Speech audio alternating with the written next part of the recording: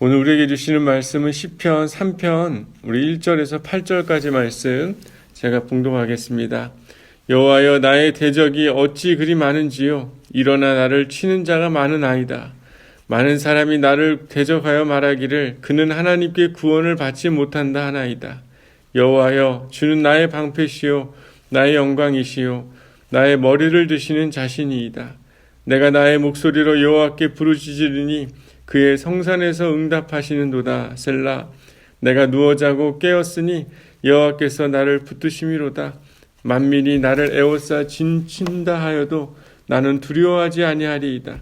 여호와여, 일어나소서. 나의 하나님이여, 나를 구원하소서. 주께서 나의 모든 원수의 뺨을 치시며 악인의 일을 꺾으셨나이다. 구원은 여호와께 있사오니 주의 복을 주의 백성에게 내리소서. 셀라. 아멘. 오늘은 여호와를 의지할 때라는 제목으로 함께 말씀을 나누려고 합니다. 특별히 우리 3장 우리 1절의 말씀 여호와여 라고 이렇게 한마디로 이렇게 시작을 합니다.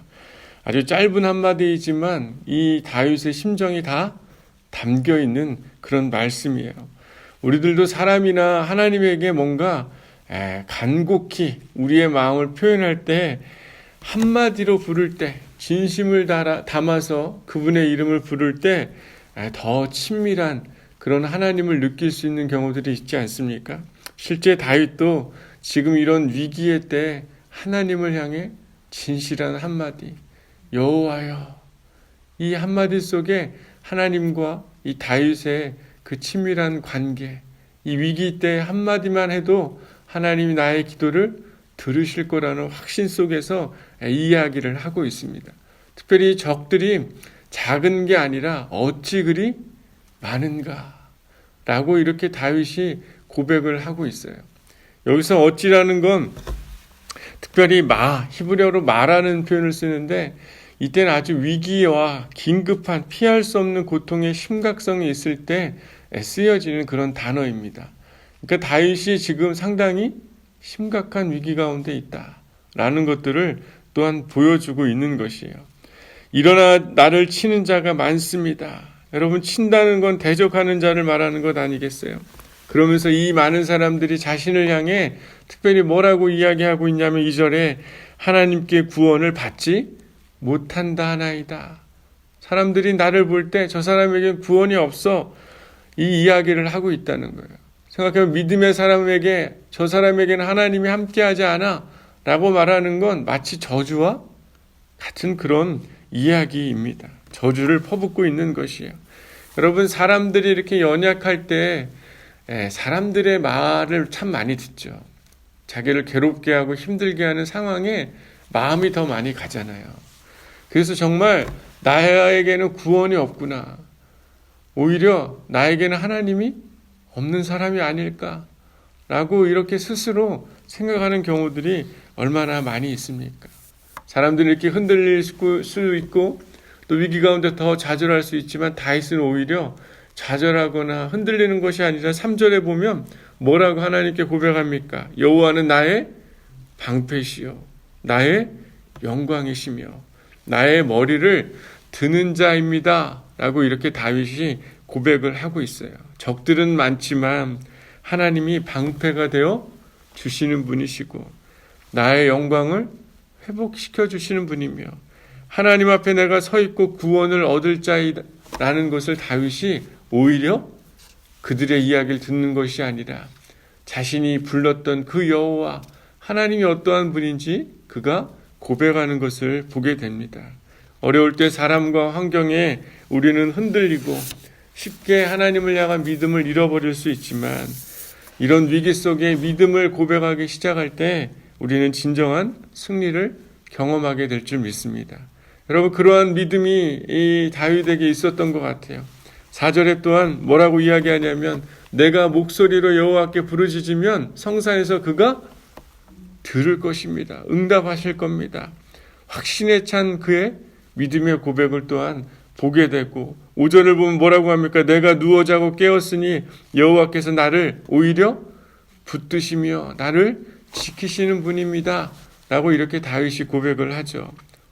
하나님이 졸지도 아니하시고 주무시도 아니하시는 그런 하나님이라는 것을 다윗이 오늘 고백하고 있는 겁니다. 여러분, 파수꾼이 그런 역할을 하는 거죠. 새벽에 잠을 자요, 안 자요? 안 자죠. 왜? 그 성내에 있는 사람들을 지켜내야 하기 때문에 주무시지도 아니하고 졸지도 아니하는 그 하나님이 마치 파수꾼과 같이 다윗의 모든 삶을 지키고 있습니다 라고 고백을 하죠. 그러면서 6절에 다윗이 이렇게 고백합니다. 천만인이 나를 에워싸 진을 둘러 칠지라도 셀 수 없는 인원이 포위해도 내가 두려울 일이 전혀 없다.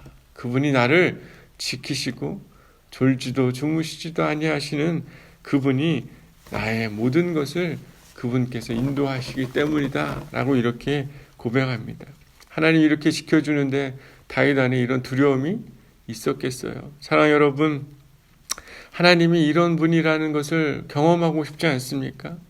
하나님을 신뢰하는 마음, 하나님이 나의 방패시고 나를 구원자이시며 내가 머리를 들어 하나님께 영광을 돌릴 수 있는 그런 사람입니다 라고 고백하는 것, 어떻게 보면 이게 어려움과 위기의 때 이런 고백이 나올 것 같지만요, 의외로 일상생활 속에서 그분과의 이런 믿음의 고백과 만남이 있는 사람이 그때 그런 고백을 할 수 있는 것 같아요.